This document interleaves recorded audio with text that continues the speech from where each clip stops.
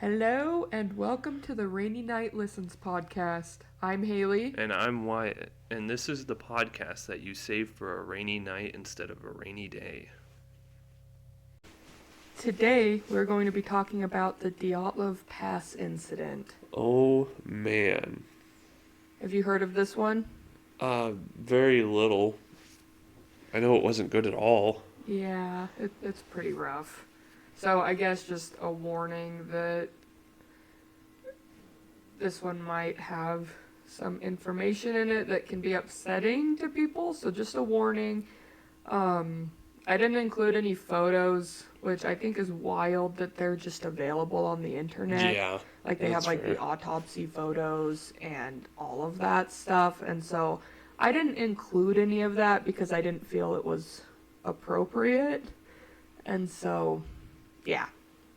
But the subject matter itself can be kind of disturbing. So just so everyone's aware. So we're going to start with Hagen's historical word of the day. Right off the bat. Off the bat. I'm going to open my drink while this is Alrighty, happening. Hagee, what is it? America. America. Opening can sound, America. Yeah, sorry. I was trying to find an opportune moment. I should have done it beforehand. It kind of fit in perfectly. I'm glad. It wasn't distracting in the slightest. Sorry, I took from the moment, Hagen. He gets one moment. It's one moment in every single slideshow. And you stole that from him. Okay. Late in the year 1958, a man named Igor Dyatlov began planning a 16-day cross-country skiing expedition in the Ural Mountains in Russia. Igor Dyatlov was 25 years old and was studying radio engineering at UPI University, which was one of the leading tech universities in Russia. Okay. So while he was there, he was known for being a very talented engineer, and he actually designed and created his own radio that he would use during his hikes. Holy crap. Yeah, so like this dude was super smart. And he was also very well known for being a mountaineer, and he spent a lot of time organizing and leading difficult wilderness trips. Okay. Which I am just going to say, like, all of these people were super hardcore hikers. Like, they knew what they were doing. And I think that that's part of, like, what adds into this being such a weird thing, is all of them were very skilled as far as, like, the outdoors go and, like, knowing what to do in situations. Gotcha. So once he finished planning this 16-day trip, he submitted it for approval to the sports club at his university, and it got approved. And so once it was approved, he found 9 other people who wanted to join. I'm going to do my best to pronounce everyone's names, but don't judge me too harshly if I can't. I practiced it, but I don't know if I practiced it correctly. Get ready for judgment. Yeah. So Yuri Nikolaevich Doroshenko was a 21-year-old student who went on many hiking expeditions while attending UPI.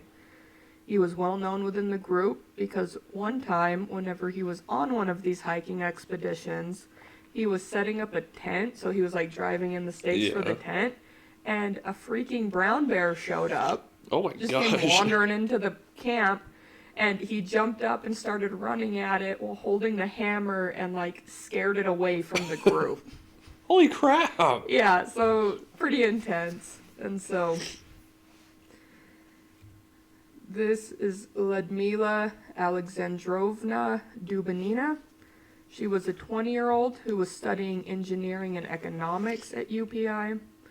She was known to actively take part in the sports club and was a great photographer. She also had a wild story from one of her hikes from the year before. She was out hiking and accidentally got shot in the leg by a hunter who was accompanying the student group. What? Yeah, so like I don't know how that even happened. Yeah, how does that lead to that? Yeah, I have no idea. But she ended up having to travel all the way back in order to receive medical attention. That's insane. And so she, like, made her way all the way back out. With a gunshot wound. Yeah, so she sounds pretty hardcore. Next was Alexander Kolevatov. He was a 24-year-old physics student at UPI. He was known as a hard worker who enjoyed hiking, and he was easily able to make friends. And he was known as a very good student who was described as having really great leadership qualities. Okay. And then we've got Zenaida Alexievna Kolmogorova. She was a 20-year-old radio engineering major, and she was also a very experienced hiker. Once, while she was on a hike, she was bitten by a viper. And even though it caused her a great amount of pain, she refused to allow anyone else to help carry her pack because she didn't want to make it harder on anyone else. Oh my gosh. And she was known as being super outgoing and super energetic, and was very well known for always having like brilliant ideas. Yuri Alexievich Krivonishenko was a 23-year-old who had graduated from UPI with a degree in construction and hydraulics. He was working at a secret nuclear facility that actually experienced a radioactive leak, and it's like known as like the Kishtim disaster. Okay. And he was part of the crew that was sent back in to clean it up. Holy crap. Yeah, and so he was known for always telling jokes, and I guess he was like a really good mandolin player. But yeah, so he had to like clean up like a radioactive An actual mess. Yeah, that's insane. Right? How crazy is that? These people have a lot of like things under their belt, each one of them. It's really cool. Rustam Vladimirovich Slobodin was a 23-year-old who had graduated from UPI. He was known to be super athletic, he was honest, and a man of very few words. And he also enjoyed playing the mandolin and would usually take it on his hiking trips with him. Okay. Nikolai Vladimirovich Thibaut Brignol was a 23-year-old who had graduated from the Department of Construction at UPI. He was a member of the UPI hiking club and had been involved in 5 hikes, one of which he was leading. And he was known to be very caring, especially for those who were younger or were having a hard time on the hikes. He would go out of his way to help them and make them have an easier time. So he just sounded like a super nice guy. Gotcha. Semyon Alexievich Zolotaryov was a 37 or 38-year-old that had graduated from the Institute of Physical Education. He actually had 4 military awards and was working as a senior tourism instructor. He had kind of joined the group last minute. I guess that he had signed up for a different hike and then ended up going on this one because it was still the level of difficulty that he was looking for, but it wasn't quite as hard as the one that he had originally signed up for. Okay. And then Yuri Yudin was a 20-year-old who was studying engineering and economics at UPI. He was known to be very charismatic and had a passion for hiking, and he is actually the only survivor from this expedition because he had some health issues that had caused him to leave the trip early. Oh, okay. And so that's why he's the only one that there's, The second picture of yeah, of him as like a grown, adult. yeah. So all of the members of this group were experienced hikers who were looking to get their grade 3 certification upon completion of this expedition. Grade 3 at the time was the highest certification available. Wow. And so this trip was considered a grade 3 as they were attempting to get to a mountain called Gora Oterton.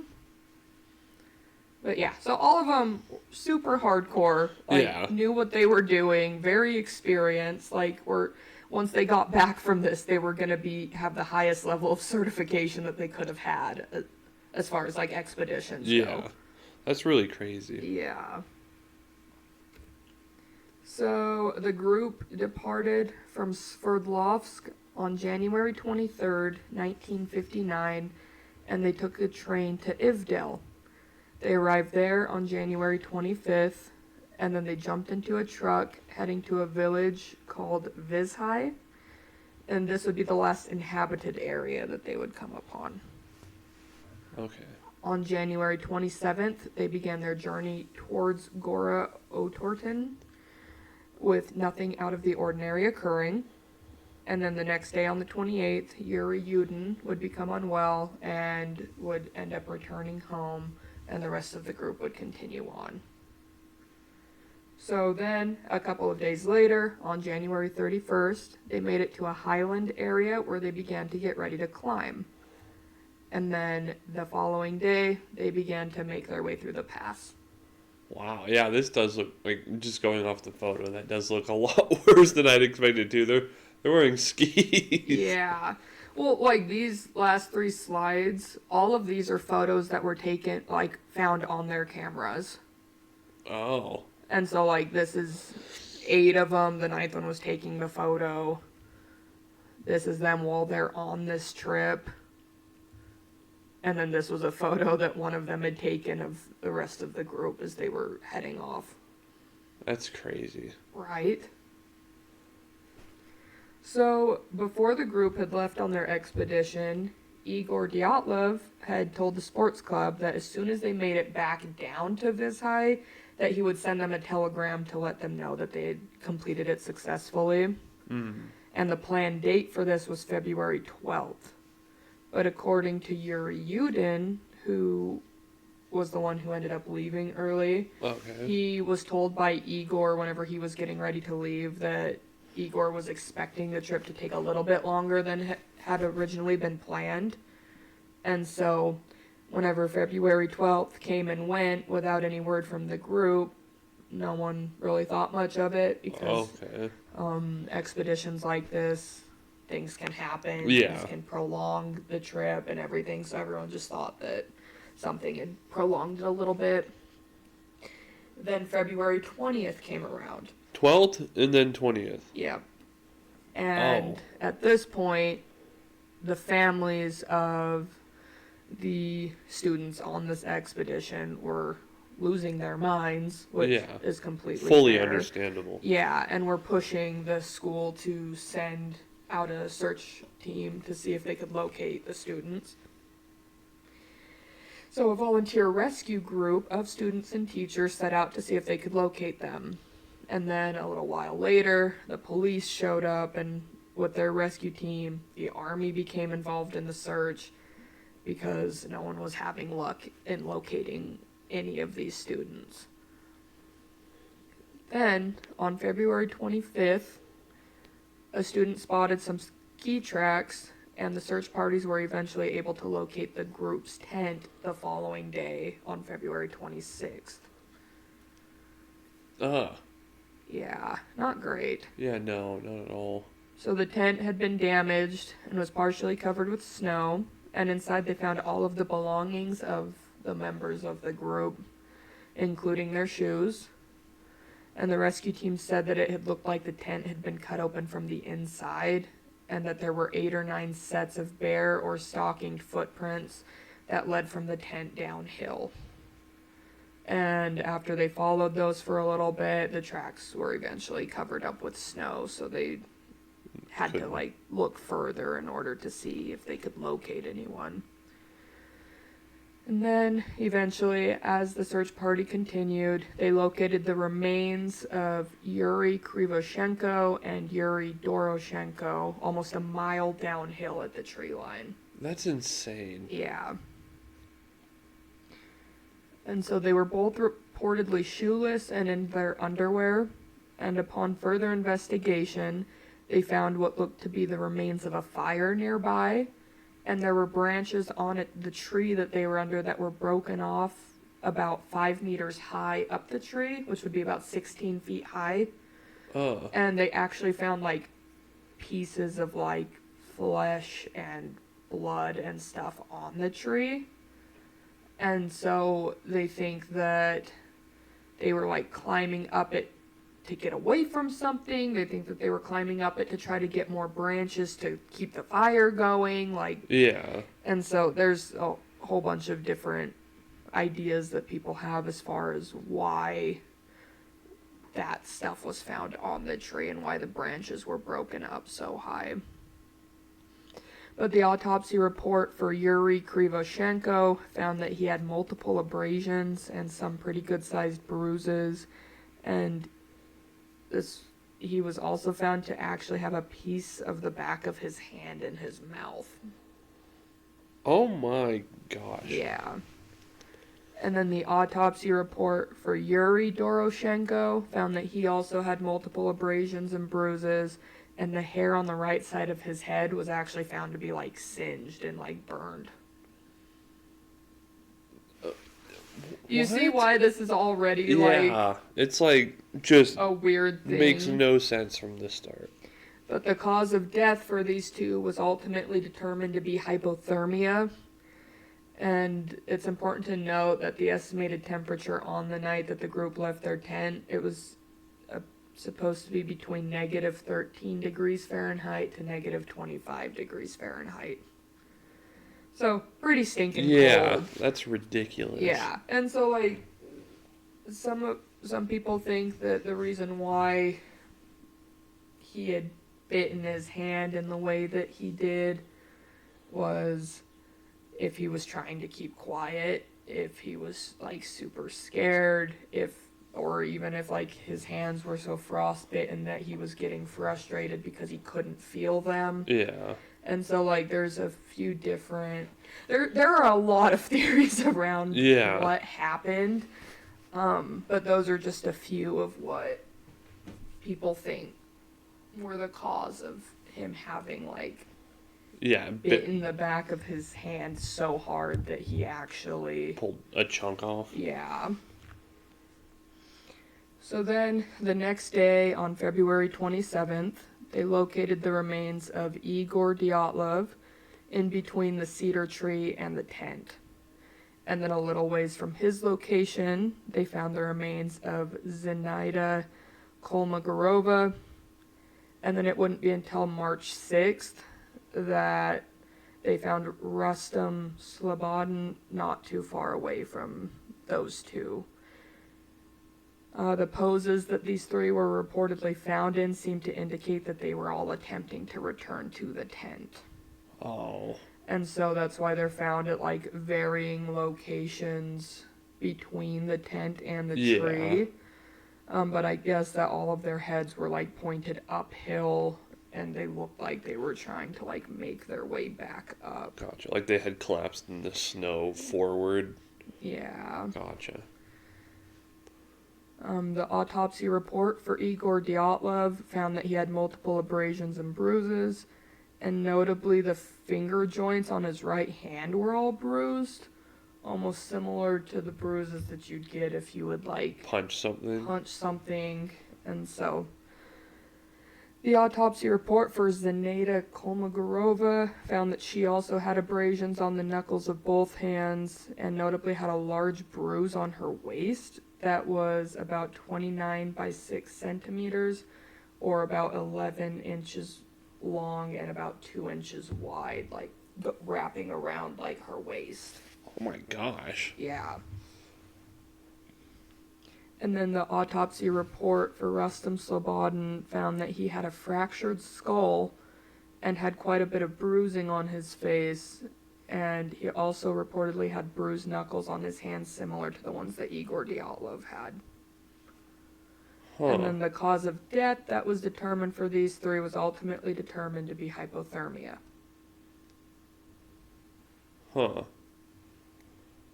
It's... I don't know. This It's is a lot. confusing. Yeah. Yeah.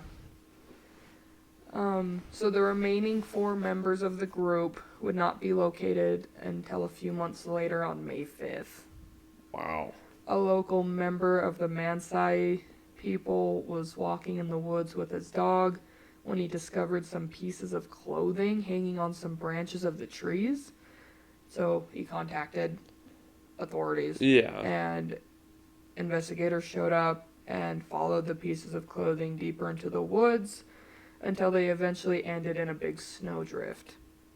They began digging down, and after digging about 3.5 meters, or about 11.5 feet, they found the remnants of a den that they believed these remaining 4 had dug out.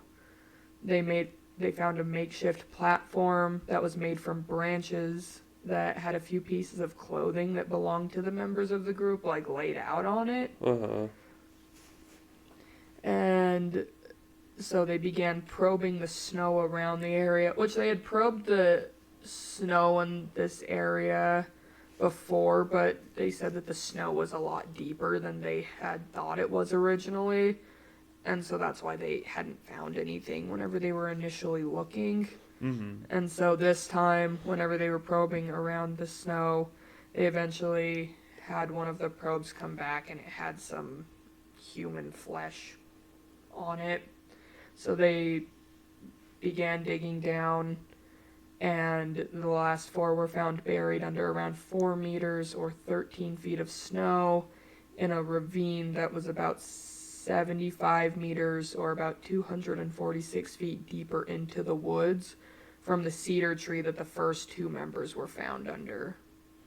So this picture isn't wholly accurate then? Yeah, like it's showing like in meters the distance, but it can seem kind of misleading because everything looks so close. Yeah, If you like look at like the distances that they've put in between everyone, it makes it a little bit more. Yeah, but they said the remaining 4 were found in a ravine, where this is showing in a creek. So they were in water. They were in like a stream. Oh. Sorry, I just haven't gotten to that part yet. But Oh, okay. yeah, so like the Sorry. ravine was like farther down, like this shows. And then they found the den that they had dug out, and then they were going and then found these 4. Okay. So Ludmila Dubanina was found on her knees with her upper body leaned up against a natural rock shelf in the stream. And then with their heads less than a foot away from hers, Alexander Kolevatov and Semyon Zolotaryov were found, with Alexander behind Semyon and just what was described almost as like a hug, almost like he was like protecting him. Yeah, or keeping him warm or something. Yeah. And then less than a foot away, just downstream from those 2, was Nikolai Thibault Brignol. And these 4 were all wearing clothing, but some of the clothing didn't belong to them, and it looked as though they had taken it from the others, like the other members of the group, as they had each passed away. So like they were wearing like clothing that belonged to the other members of the group.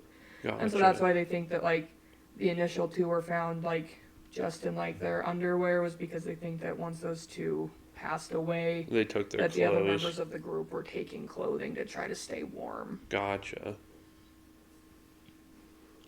So the autopsy report for Alexander Kolevatov found that he had soft tissue damage to his face, but this was attributed to him being located within a stream that had running water. Yeah. And he also had a wound behind his ear that had punctured into his skull. And it was also noted that there was a deformity in the thyroid-like cartilage area, but no further notes were provided on this that I could find. Okay.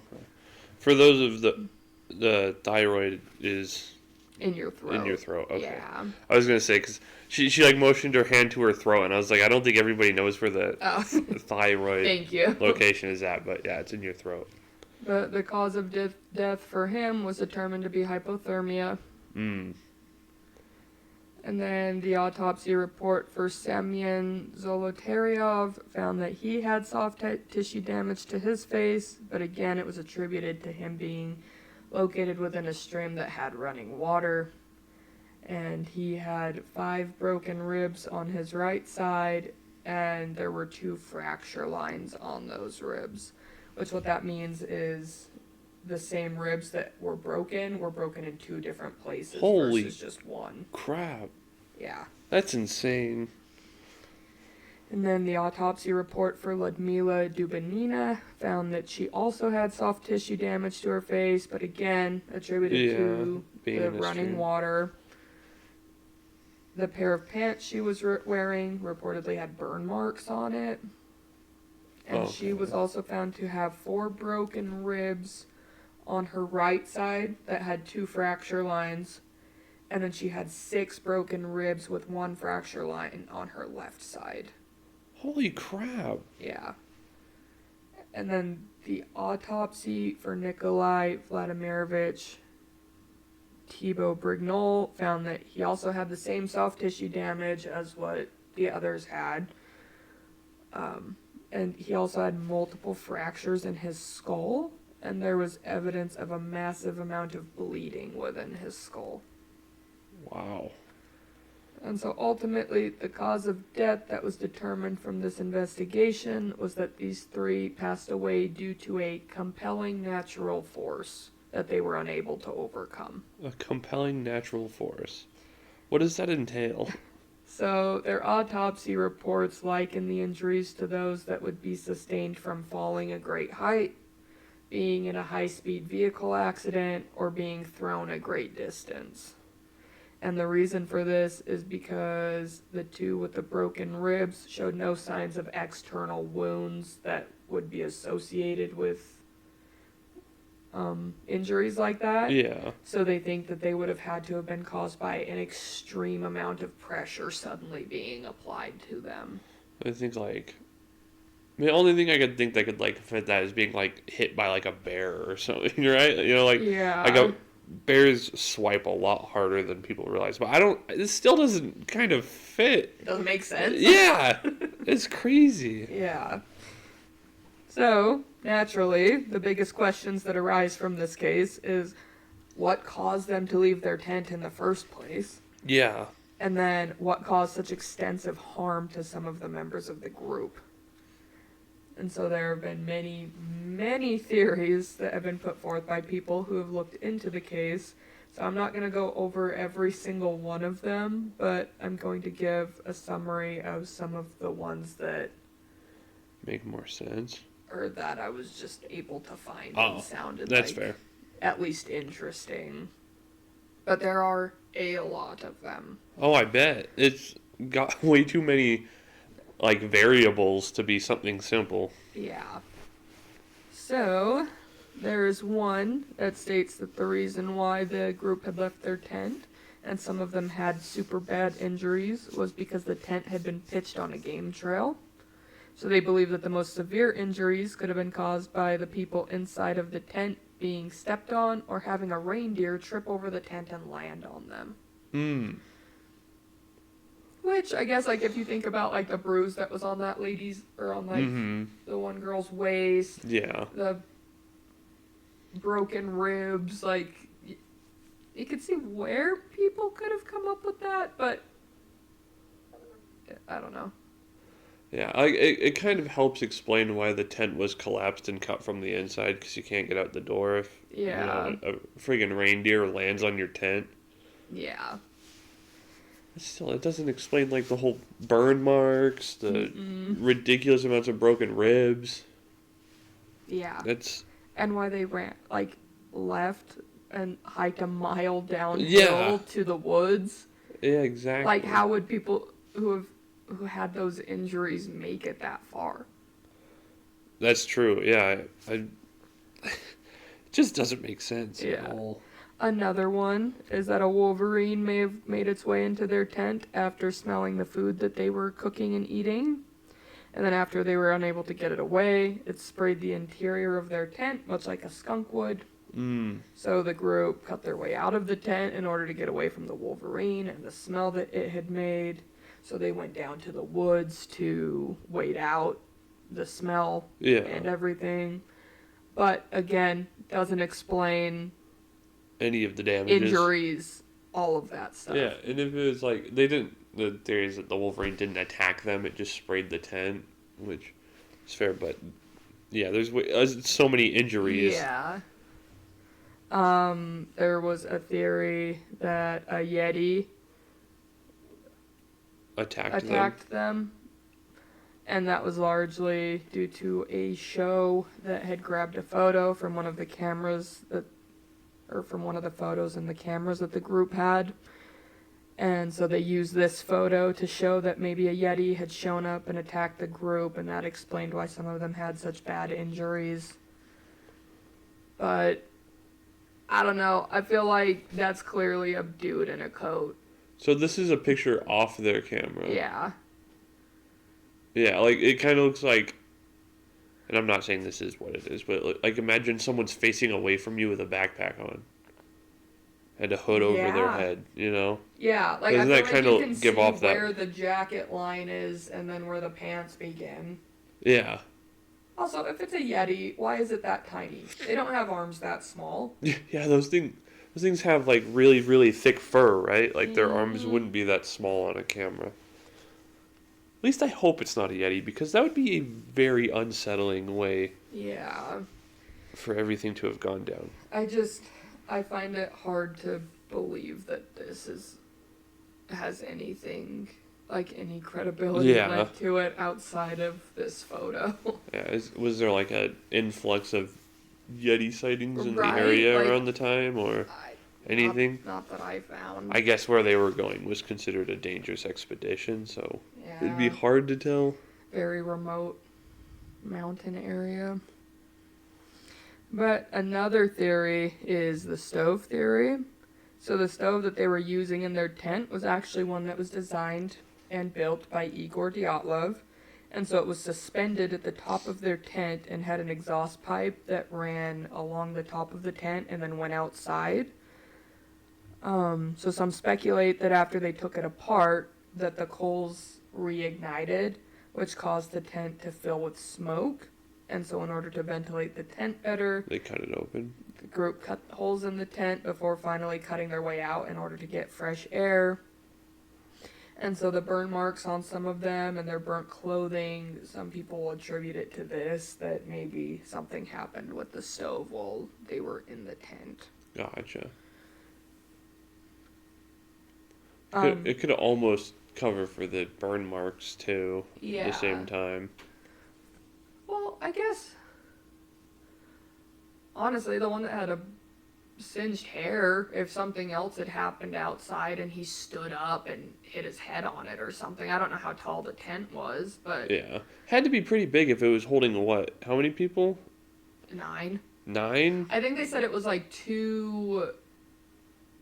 Oh, shoot.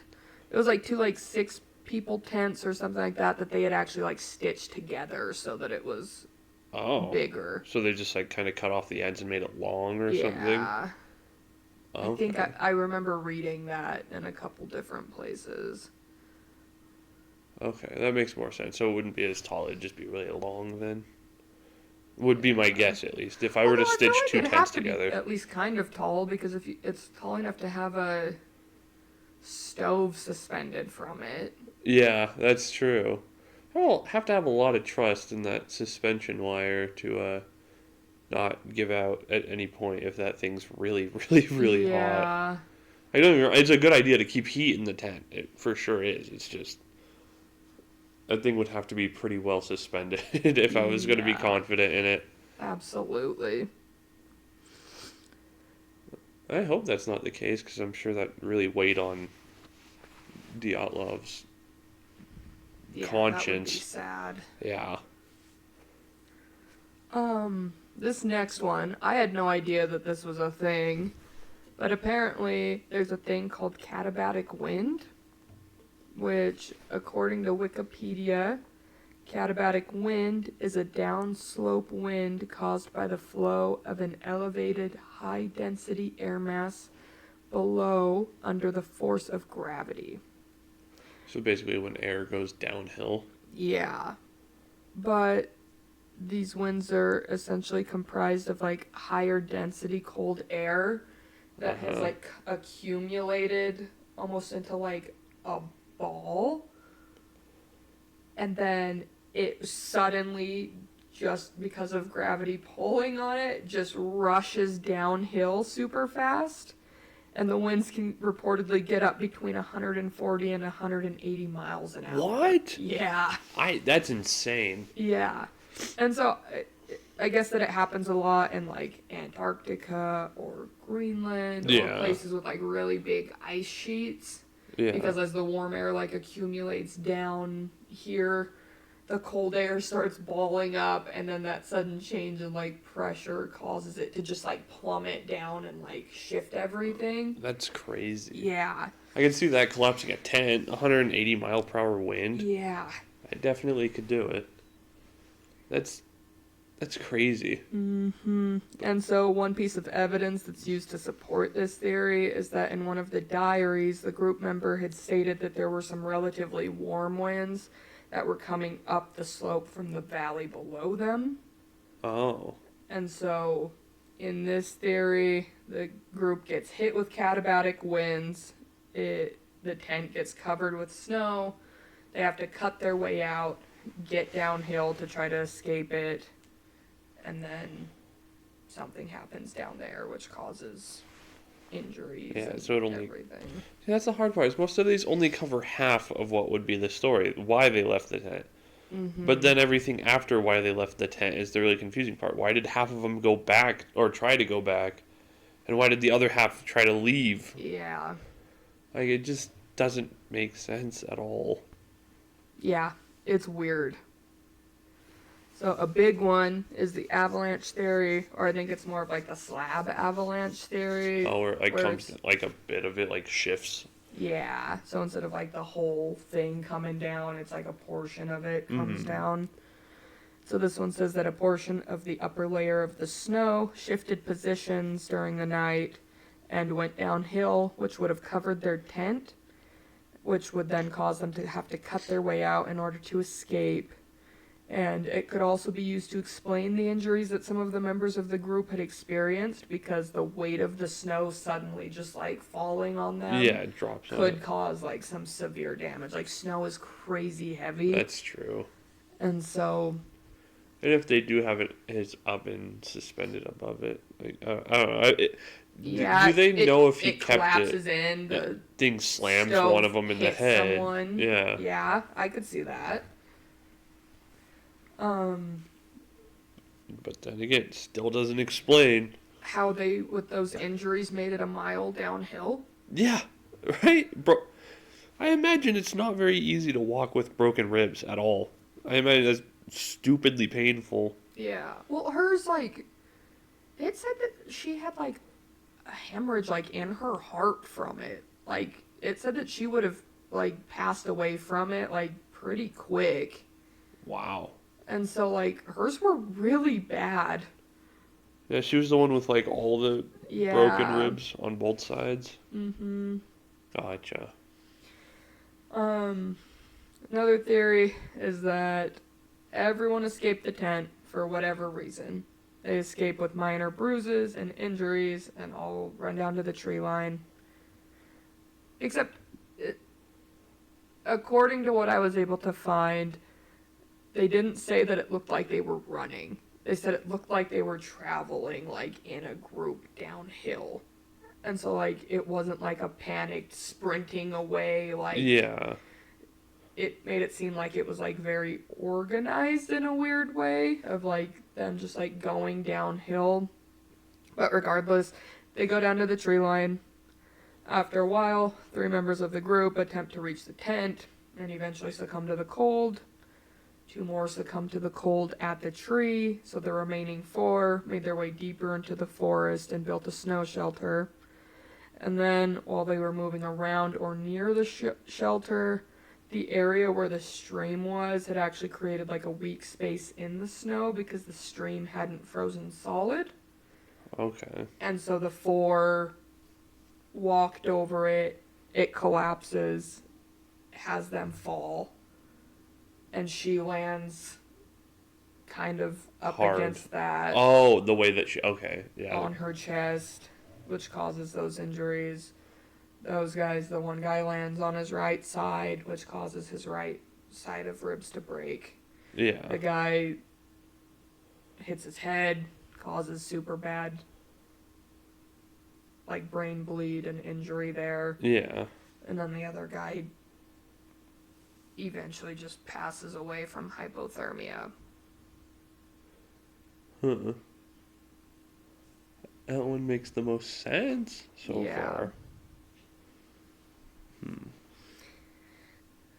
But there are still a very large amount of theories that we didn't even touch on, and everything seems to explain like bits and pieces of what was found, but it doesn't seem like one solid conclusion has been reached as far as what exactly caused all of this to happen. But overall, it's a tragedy that caused 9 people to lose their lives in terrible ways. Yeah. So what do you think happened? I don't know. It just doesn't make sense to me why. Okay, if their thing got collapsed, like why would they leave in such a hurry that they wouldn't grab clothes?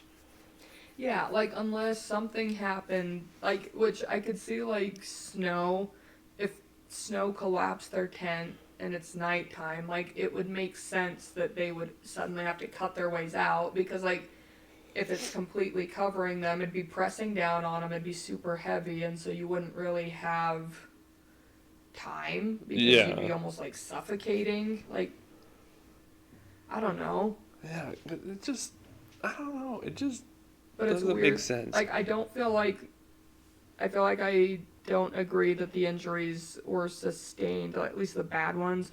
I don't feel like they were sustained at the tent because it doesn't make sense that if they were sustained at the tent, that the 3 people who had the worst injuries were the farthest away from the tent.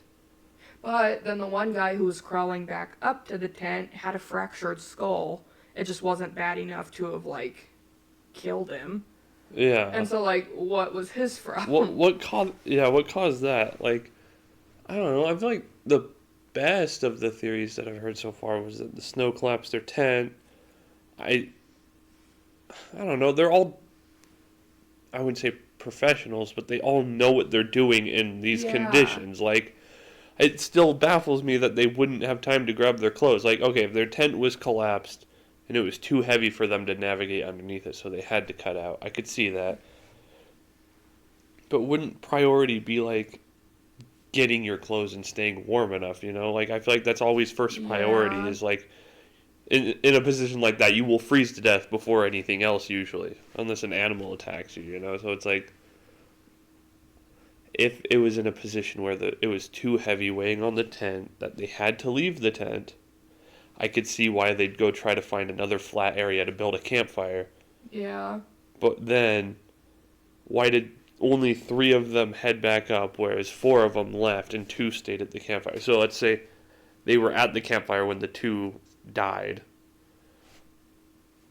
Why did they split into 2 different groups still after that? Like 2 up, and I would imagine that they got the injuries on their hands trying to get wood for the fire they were building. Because I imagine they weren't fighting each other, you know. Yeah, like I don't think they'd be fighting each other. There is a theory that like they were fighting and that's why they have those injuries. Or there's like a theory that they were attacked by maybe a group of soldiers, a group of escaped prisoners. Like, there's a lot of theories that like touch on that maybe they were just in the wrong place at the wrong time and they were found by some CIA agents or members of the KGB. Like, there's theories like that too, but I don't feel like, I don't know, it doesn't make sense to me that any of them would see like a tent of 9 people and then go through all of the trouble of being like, okay, cool, now go to the woods. Okay, now you guys go over here and dig a shelter. Yeah, like, there's no I don't point. see any of them having the patience to, first of all, do anything with 9 people who are sleeping in a tent who don't know that they're there. Right, like, it would make no sense because the wind would cover your tracks by like morning time if the winds are strong enough. And So the like, amount of snow, the snow's 13 feet deep in some places. Exactly. And that's like, after it's melting? It's like, so why would you even give it a thought, you know? Just keep walking. They're not going to find you. It's not going to be a problem. I don't know. So what if snow covers their tent, so they all escape, get out, and then as they're talking, they're all, like, freezing. Yeah. Because it's so stinking cold, and they don't have, like, the proper gear on them already. So maybe they talk and go, okay, it's pitch black outside. we're going to have to dig and try to find this, but we don't have warmth right now. We don't have any supplies. So what if they all talk and decide to go down to the tree line to at least start a fire to help them warm up before going back up? And then Maybe some of the ones who... While they're at the campfire, 3 of them volunteer to go back and grab clothing while everybody else stays warm. Yeah. But Which would make sense that Igor Dyatlov would have done it because he was like the leader of the group. Yeah. And so it would make sense that he would volunteer to go. The other lady and the other guy who volunteered to go, they were both known for like being helpful and like... Yeah. And so maybe they both... Also doesn't explain like interpersonal relationships, like they all have to have known each other to some degree. Yeah. So it's like, even normal human response is like, okay, well, I'll help you, volunteer themselves like, okay, I'll help you do this. I'll help build a campfire. Someone tries climbing a tree, hurts their hands, but they break branches to get wood for the fire. And then they're out there waiting. The 3 don't come back for a while. The 2 of them, for some reason, freeze to death before, and so the 4 head off because they think, okay, so we're not getting back up that mountain. If those 3 couldn't, yeah, these 2 are dead. We'll take their clothes, put them on to stay warm, which is sad, but in a life or death scenario, it's fully understandable. Yeah. And maybe while they're walking, like ice or something breaks out from under them, or like they said, like it's just weak from the water and it just catches them off guard and they slip. But they make it far enough back and have enough time to dig out like a snow shelter and cut branches to make like a little platform to like put clothing on it. Yeah. It's just crazy to think like the amount of time in between like when the first 2 died. Like, yeah. Or when the 2 died at the campfire. That means that the other 4 were alive for what you would imagine would be a good amount of time afterwards. Mm-hmm. I think that the thing that gets me too about the group of 4 is that they were all within like a foot of each other. Yeah, and so were like very close. Why are they all so close? Unless like it collapsed while they were all kind of like spread out, but like maybe one of them like stepped out and then from the snow collapsing it like sucked the others in. Yeah, or like, I just can't figure out why all 4 of them would have been standing in a group. That would be close enough that like all it 4 sounds of like them something off of like a movie where like all of them are like standing huddled like talking in a group and then all of a sudden like the earth gives out underneath them and then they fall. It's also possible that one of them or even 2 of them might have taken the fall first, and the other 2 aren't just going to leave them there. They're going to try to get down and help them, Yeah. And that's the hard part, is figuring out what their thoughts are during it, because they're the one in the position, we're not. So it's like, okay, maybe one of them fell. The other 3 need to help them out, but that only leads to them being in there too and can't get out as well. Like, it would almost make sense that the girl was the first one to fall since she had the worst of the injuries. Yeah. She falls, lands on her chest. Which maybe this just is me not knowing much about what kind of damage humans can take when falling, but it seems like there would have been, like, other broken bones if they fell like that besides just ribs. Like, it seems like their shoulders, like, because the one is only on, like, his one side, like, wouldn't it make sense that his shoulder would have broken, too, if he fell like that?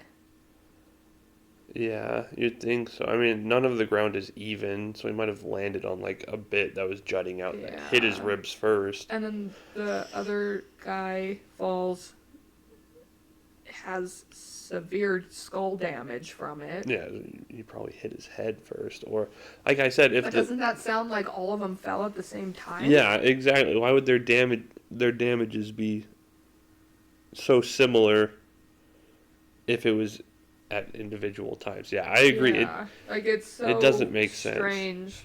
But, like, going off the schematic of the little stove he had with the exhaust pipe coming out, it almost matches some of their injuries. Like, sure, like two of them had burn marks. Yeah. It's more than likely that the stove hit one of them in the head, burned his head. I forgot where the other one said he was burned out. Was his leg? Yeah, there was like burn marks on like some of their pants, and then yeah, I think one of them had like actually burns In his on hair. his feet or his leg or something. Oh, okay. Because it makes sense. Okay, the stove spans the length of the tent almost, Yeah. but not like if we're imagining the stove's in the middle and the exhaust pipe goes out one way. That would mean that not everybody would get hit by it. Someone Yeah, would get especially hit really because they hard. had disassembled it, and so the way that they had disassembled it, the smoke and everything would fall into the tent instead of going out that pipe, so that makes it sound like the pipe was taken down. That's true. So just the stove would still be left, though. Yeah. I don't know. I thought like if the exhaust pipe was still attached, that maybe like that one girl who had like a bruise spanning her entire side. Yeah. Like it would make sense that like the exhaust pipe fell on her. Like that made sense in my head, but if it wasn't attached at the time, it just doesn't make sense to me. It's confusing. Yeah. It's really sad, but it's so confusing. Yeah. Because it's just, I don't know. I feel like I'm like the most stuck on the 4. Yeah. Why did they have? Why Because did I they feel- need reason to leave without the others? Yeah. Like the two had to have died first because they were wearing their clothes. They wouldn't have taken them. Were they still alive? I imagine. Like I don't think they would Yeah. do that. Unless, which Hagen and I had talked about this a little bit, is unless they were like, okay, we're gonna stay here close to the fire. We'll give you guys like at least like our jackets that we had, so that whenever you Yeah. guys go out, then you guys are at least warmer because we're sitting here close to the fire. Yeah, but they were stripped down to their But- underwear though. yeah. Like once again, I feel like they were smart enough to know Yeah, what's like, what. That's the craziest part, is like none of this sounds like the thoughts of people who are like panicking and freaking out and running away from something or trying to escape something. Like everything seems like they were all of like sound mind and were trying to survive. Yeah, because it's like usually if people panic in a situation like this, they'd either all be separated or they'd all be in one spot and wouldn't separate at all. But Yeah. it's like they split into Like, three. they made a plan. Yeah, they were in 3 groups. So it's like 2 of them were at the fire. They somehow died or gave their clothes to the other ones because they were the warmest at the fire. The 3 headed uphill, I would imagine, to get clothes or to like gather supplies from their tent that collapsed. And then the 4 went off, I guess, like you said, they made the snow shelter and probably in hopes of keeping everybody there for warmth for the night, but it just I don't know. Some of the injuries just don't fit the stories very well. Like Yeah. it is cold, it is slippery everywhere, I'd imagine. Like it could have just happened due to natural causes, but a lot of broken ribs and burn marks don't happen due to natural causes. Yeah. It's bizarre. It is. It is very. But let us know what you guys all think happened, because we're super curious to hear about it. And thank you guys, and we'll see you guys next time. Bye. Bye.